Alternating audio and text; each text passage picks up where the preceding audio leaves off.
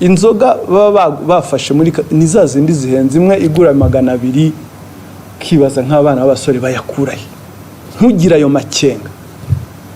Naje gutangazwa no kuba barasangiraga n'uwitwa KEVIN hariya mu nzu y'Ikagarama kaba hostinga n'uwitwa Logan, nge sinabaza Logan, n'uwitwa ngo Olivier producer, bagasangira ijoro ryose baryoshye. Muri make urasangira n'abantu ibyibano, muri make umufatanya cyaha ku muntu tuzi baba star kugira amakenga ni ngombwa. Nyita Slim Jesus. Iyi video maze kubona ni video igaragaza Dr. Murangira Bitiari uhagarariye RIB, aho yararimo aravuga ko uwo bita KEVIN, Logan John ndetse n'uwo bita Olivier w'umuproducer ari mu basangiraga amafaranga cyangwa se abasangiraga ibijurano n'abasore baheruka kuba bagaragarizwa itangazamakuru, bakerekwa itangazamakuru, aho bivuga ko bibaga ku buryo bukomeye cyane, aho bamwe bashikuzaga bakaba bajya ku masitasiyo ya essence bakiba essence, bagafata essence bakagenda batishyuye, ndetse nyine bagiye bakora ibikorwa byinshi by'ubuhemu. Ariko nanone ngo igitangaje nuko basangiraga n'uwo bita KEVIN. Ibyo bibaga nuko ngo babisangiraga n'uwo bita KEVIN ndetse na Logan John mu nzu iri Ikagarama. Ni ibintu abantu benshi bakomeje kwibaza ati se koko KEVIN bino bintu birimo, ariko uwo bita KEVIN yahise afata umwanya we kuri Twitter avuga ati please mwe gushaka kumbeshya bino bintu ntago mbirimo. Anababazwa cyane no kuba yasanze bamwe mu banditse mu bakoze iyi nkuru harimo ngo ibitangazamakuru bikomeye, aho ibyo bitangazamakuru byagiye bitangaza byemeza ko uwo bita KEVIN ari inyuma y'ubu bujura, uwo bita KEVIN nawe ari inyuma y'ibi ngibi nyine abano bantu basangiraga. So reka mbasomere aga tweet ka KEVIN yakoze, aho yahise anasaba ati ndabasabye ko mumbare rwose mu gihe mwasanze nari inyuma ya bino bintu, ibi bitangazamakuru bizakora n'indi statement bigaragaza ko rwose nari inyuma yabyo. Reka tujye kuri Twitter ya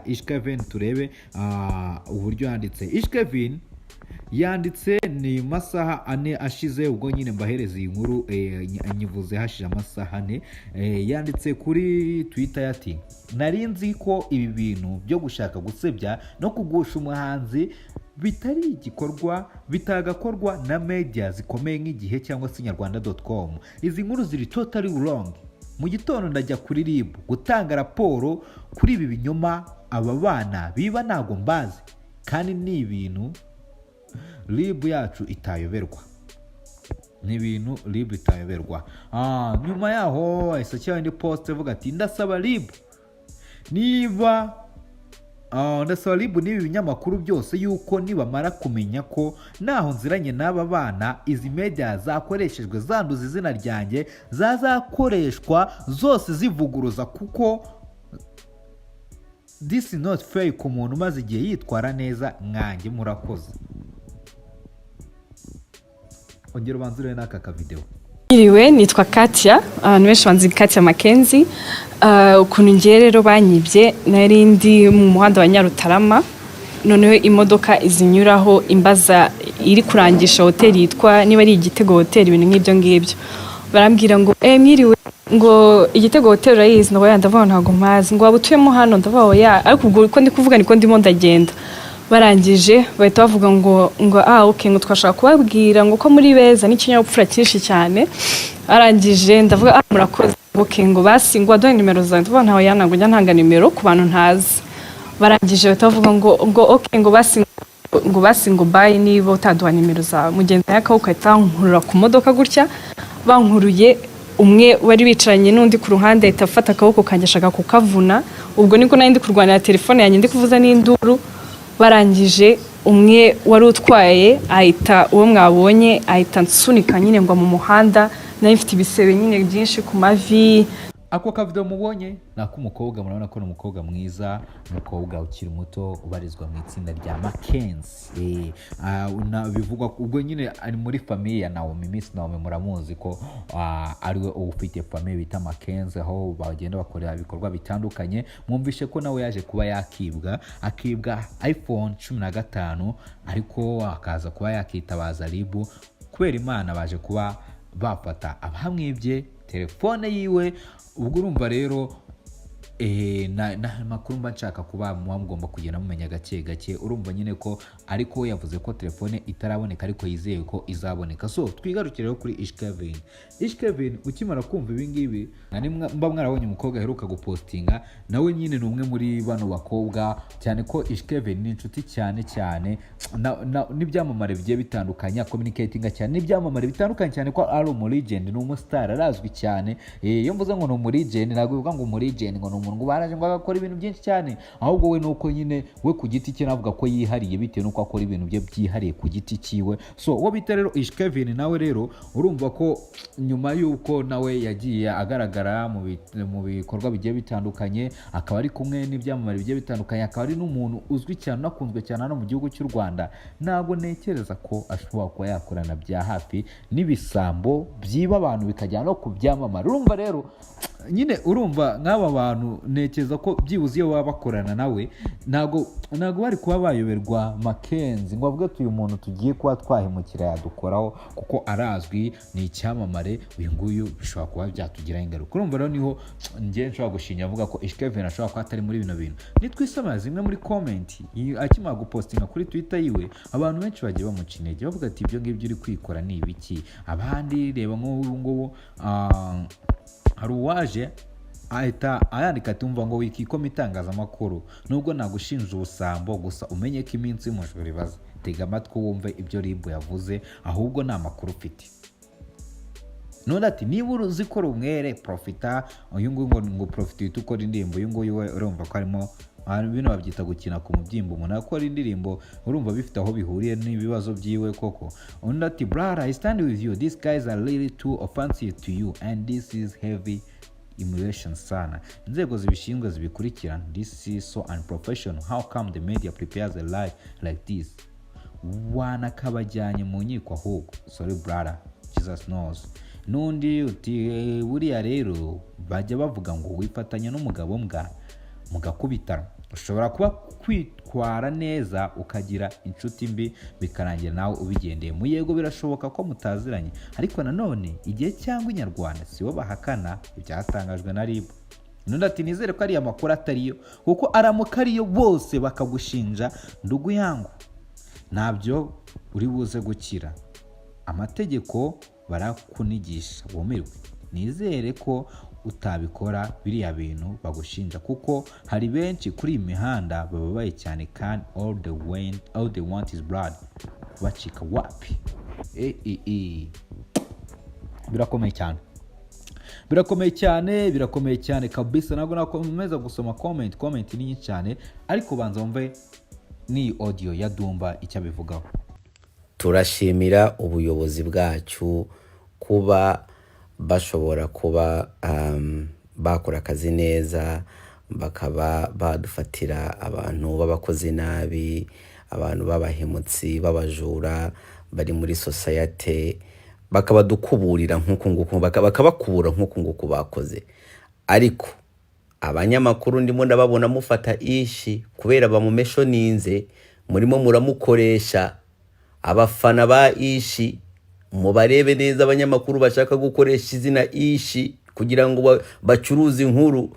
My friend, ntago mugiye kudufatira umuhanzi wacu kumuharabika. Ndabinginze abafana mubirebe, mubyitegereze ubukuru, mwitegereze abanyamakuru. Ntago tubyemeye. Ubwo bu post mugenda mwikoresha mushaka mwerekana ishi, mushiraho ishi, mwabuze ibindi. Kevin mumureke.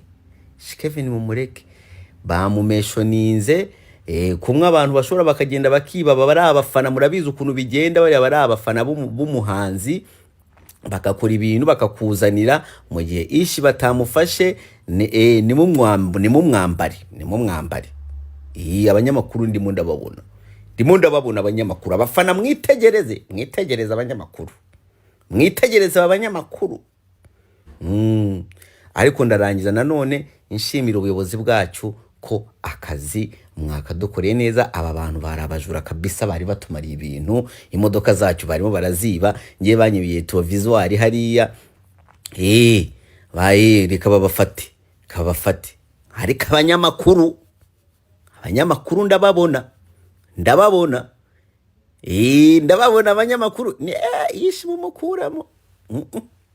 ndakeka mwumvishe uwo bita Muzafaru icyo abivugaho. Nawe ndi ku ruhande rwiwe cyane ko burya hari ikintu kijya gishoboka iyo umuntu bamufashe, hari utuntu wagenda avuga ngo nyine ngo byagenze gutya agatajya kuvuga abantu bose baziranye bari abantu bashaka kuba babafashe. Ntabwo nshobora guhakana ngo bahuye na Kevin. Bashobora kuba barahuye, ni abasore, ni urubyiruko, ni urungano rwiwe, bashobora kuba barahuriye nk'ahantu mu kabari cyangwa se bahuriye nk'ahantu runaka muri show runaka, bakaba bamusuhuza bakaganira. Urabizi nyine hari ukuntu bano basore baba bafite udufaranga twa hato na hato, reka mvuge ko bafite udufaranga ko nyine bahaga bari gukora utwo dufaranga nyine. Hari ukuntu bakunda guhura n'ibyamamare bagashaka kubyereka ko nyine babyishime, bro reka ngugure akantu. Noneho ibyamamare nabyo bigakunda kugenda muri icyo kintu, akaba yavuga ati urayika nta kibazo ngurira. Noneho akatekereza, akabona uri kumugura fresh mumeranye neza, ariko natekereze ahantu ayo mafaranga ava. Nafata umwanya ngo abitekereze, avuga ati se uyu muntu ko ari kungura amafaranga yakura. Bakanica akavuga ati ashobora kwenda afite akazi akora keza nyine nabitindeho. Niyo mpamvu nshobora kuvuga ati Kevin ashobora kuba wenda ariko akundi umuntu w'inshuti cyangwa umuntu umufana ashaka kugura akantu, ati bro ndumva nshaka kukugura akantu. No nka Kevin nkarabavuze ngo wenda bamuguriye iwabo, yego nyine Kevin nk'umuntu udakunda wenda kujya mu kabari cyangwa udashaka no kujya ahandi, akavuga ati okay muba mushaka kungura munsanga at my home, ko mushobora ntabwo naza iwanyu, koze iwanyu nkabigenderamo mukaba mwanamimukira cyangwa nkanahura n'ibindi bibazo.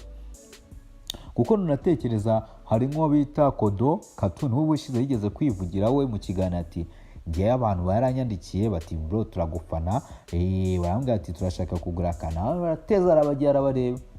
Yagezeho habuze gato ngo bamutinge, bahita birangira banamufunze ahubwo kuko yari kumwe n'abantu atazi ko ari abajura, atazi ko nyine ari abantu bakora ibintu nk'ibyo. So urumva rero niyo mpamvu navuga ko muri kano kanya Kevin ni umuntu waba uri kurengana, kuko ibintu akora ni byinshi cyane, ibintu abantu aziranye nabo ni benshi cyane bitewe n'inzira acamo. Ntabwo yakoresha uburyo bwo kwiba umuziki akora, uramwinjiriza cyane.